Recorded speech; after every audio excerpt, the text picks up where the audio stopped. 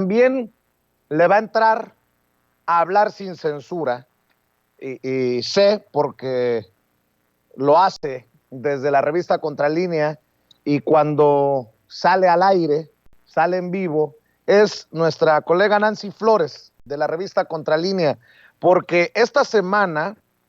han publicado nexos de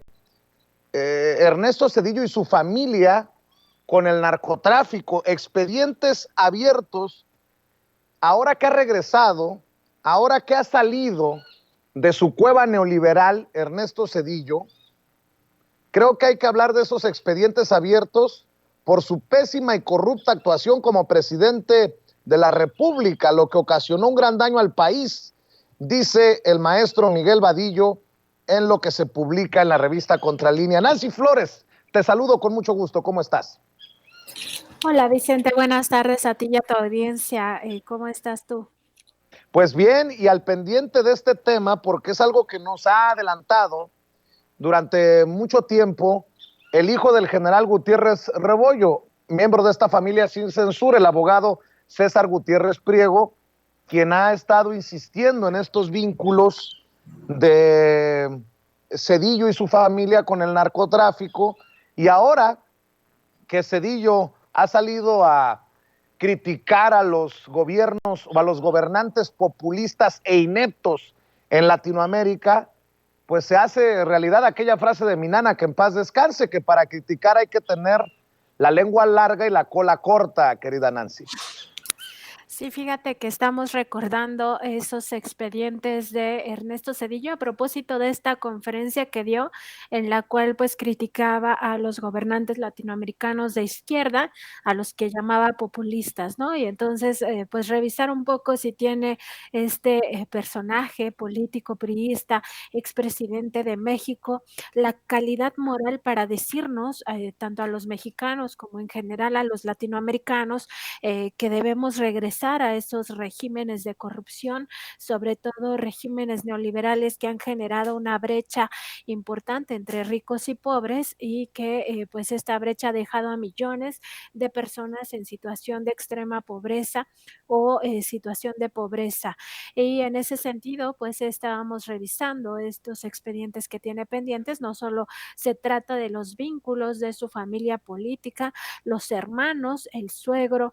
los hermanos de la esposa del expresidente Zedillo, Nilda Patricia Velasco, y así como también su padre de ella, pues fueron largamente documentados estos nexos con el cártel de Colima, estos hermanos Amezcua Contreras, a quienes se les conocía en aquel momento como los reyes de las metanfetaminas, pues la Procuraduría General de la República, hoy Fiscalía General de la República, solicitó a jueces que le autorizaran en su momento, en 1995, que le autorizaran escuchas telefónicas hacia líderes de este grupo criminal, y así es como con estas órdenes para hacer este pues espionaje telefónico, pero garantizado por las leyes en persecución a un grupo criminal, se dan cuenta que estos familiares políticos de Ernesto Zedillo mantenían comunicación con estos criminales. Entonces se arma todo este expediente, pero pues lo que siempre ocurre, ¿no? Una operación de Estado similar a la que hace unos días, el 22 de febrero de 2022, el ministro presidente de la Suprema Corte revelaba en el caso La Guardería ABC toda una operación de Estado para salvar pues esta denuncia penal a la familia de Margarita Zavala. Esto mismo ocurrió con Ernesto Zedillo en aquel momento.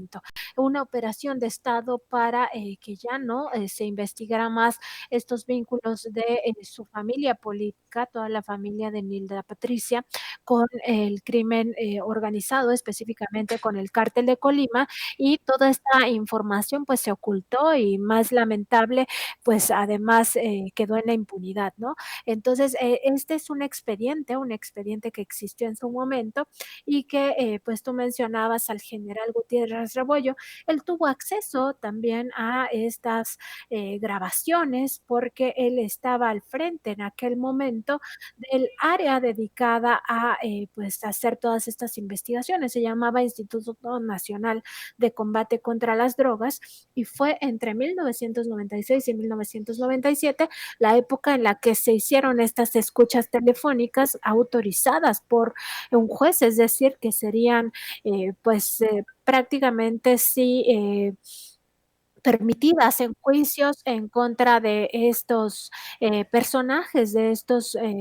pues familiares de Ernesto Zedillo y también de los criminales, pero pues no se hizo nada, ya sabemos por qué. Y además recordamos también pues algunos crímenes de lesa humanidad que se cometieron en el sexenio, aquel sexenio atroz de Ernesto Zedillo, como fueron el Charco, Aguas Blancas y Acteal,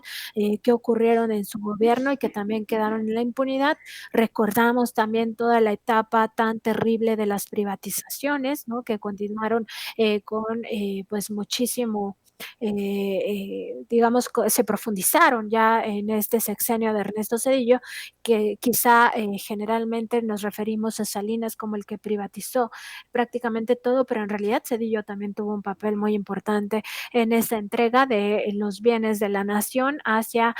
pues un grupúsculo de personajes de la iniciativa privada que a partir de entonces de obtener todas estas concesiones y también por supuesto transnacionales, pues se enriquecieron aún más y esto generó una brecha de desigualdad mucho mayor entre ese puñado de personas que están en extrema riqueza y entre el resto de la población, la mayoría en situación de pobreza, millones de mexicanos, hay que recordarlo que a la fecha son más de 50 millones de mexicanos en situación de pobreza y por tanto pues es revisar si este personaje, Ernesto Zedillo, tiene de verdad la calidad moral para venirnos a decir cómo debe ser nuestro gobierno y cómo según él rectificar el rumbo.